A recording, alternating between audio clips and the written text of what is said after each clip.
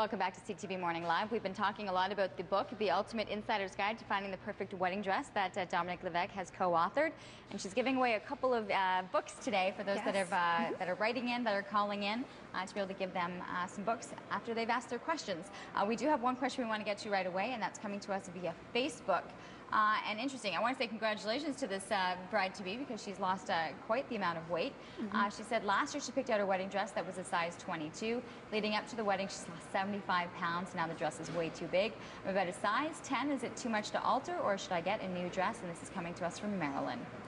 Well, Marilyn, I want to say congratulations. If that was one of your goals for your wedding, I mean, congratulations, absolutely. That's a hard endeavor to achieve. Depending on the dress, so I'm going to show it on my models.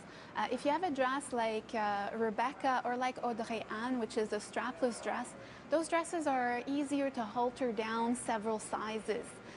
Because you could take them at the side, and so you're really, the seamstress will go in and then she can taper everything here, no problem. You have the lace-up back at the back, which helps.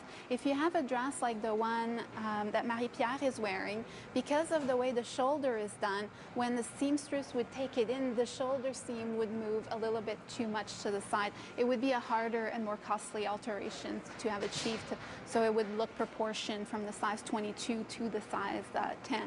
Now, mind you, if you lost that much weight, some girls then decide that maybe they want to be a little bit more different in their dress. They want something a little bit more dramatic. So that's another option. It could be a good excuse to buy a new dress as well. It's a good treat after a weight loss like that, absolutely. So, you know, even to come in and show the dress, you'd be able to figure out if it's the right dress for altering or if maybe it might be a better. Yeah, absolutely. She can call the store and we can schedule an appointment with me, and then we'll take a look. We don't do the alterations in store, but I can definitely recommend, and we can see if this dress is a good candidate for alteration. Perfect. We do have a caller on the line, I believe. Good morning. Good morning. Good morning. Okay, what's your question for Dominique? Hi. I bought a one-shoulder bridal gown, and I'm wondering what kind of undergarments would work best with that.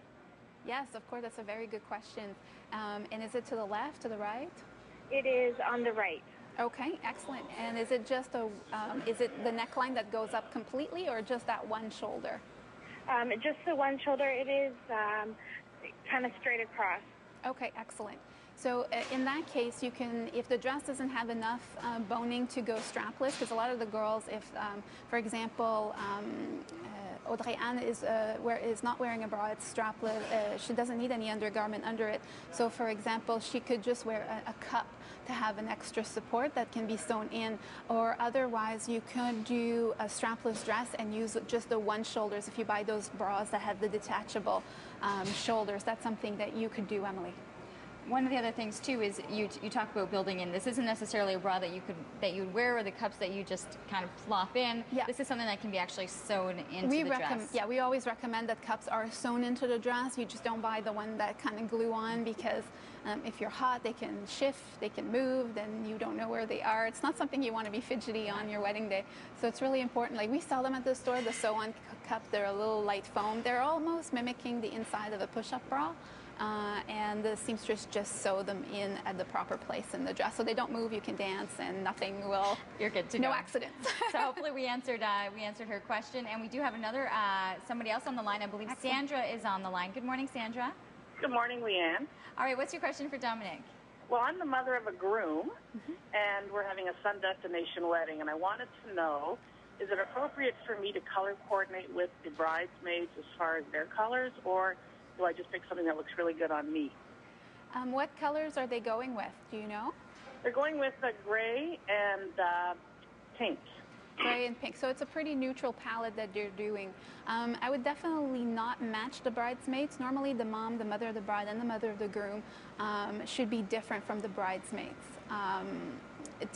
technically you're not necessarily hosting the wedding, but you're a separate entity from the bridesmaid. So you should match. You can coordinate if you want to, but ideally you'll pick something that looks good on you. If they're using muted color, you may want to stay in muted colors as well, so you don't necessarily pop in the picture. I was going to say, yeah, I mean, if we have an example of pink, you're not going to have a bright red, exactly, you know, on the other end. No, but she could go with a champagne if she doesn't like the gray or the pink. She could go in the champagne. She could go maybe in like a celery green, something a little bit more muted in those colors. That's something she could do. Okay, hopefully, Sandra, we answered your question there. We're going to head back to Facebook, I believe. Excellent. And we have a question coming to us there from Jennifer. She said, I bought a dress at the wedding show at Lansdowne Park, and now I have to get it altered. It's a halter top, and I look empty in the chest area. What are the best options to make it look like I have a little more going on in that area? Okay, definitely. I mean, that happens often. The cups are definitely a better, one of the best options that we do. It just kind of lifts a little bit and gives a more fuller look. And definitely in the alteration. If she feels like she's empty in the dress, when the seamstress takes it in, she can take it in a little bit on the side. Maybe is the neckline a little too wide on her, and maybe that needs to be tapered down. So those are options that the seamstress can look at with you to give it a more close to the body fit. Mm-hmm. Some great questions coming to us. We have these beautiful models. Of course, we were talking about in terms of sizing. So we had a great opportunity to see all of our different body types. Yes, absolutely. And, you know, which is a great model to see because sometimes you aren't quite familiar with where you fall into the picture. And that's something that you pretty much, that's one of the main questions you ask and see when they come in. Well, we can see it because we're used to it just by looking at them. And when we get into dresses, it's more of an issue once we get the sizing on the dress because some of the I mean, bridal sizes is different from regular streetwear size. It's normally made a little bit smaller, and it's not stretchy. So sometimes in regular clothes, you can get away with buying a certain size and it will fit, and then bridal, you have to go up and alter down. Yeah, it doesn't work that way. It doesn't work that way. Always go up and then alter down to fit your body. That for sure. Some great questions, and thank you so much for the expertise today on our Ask the Expert.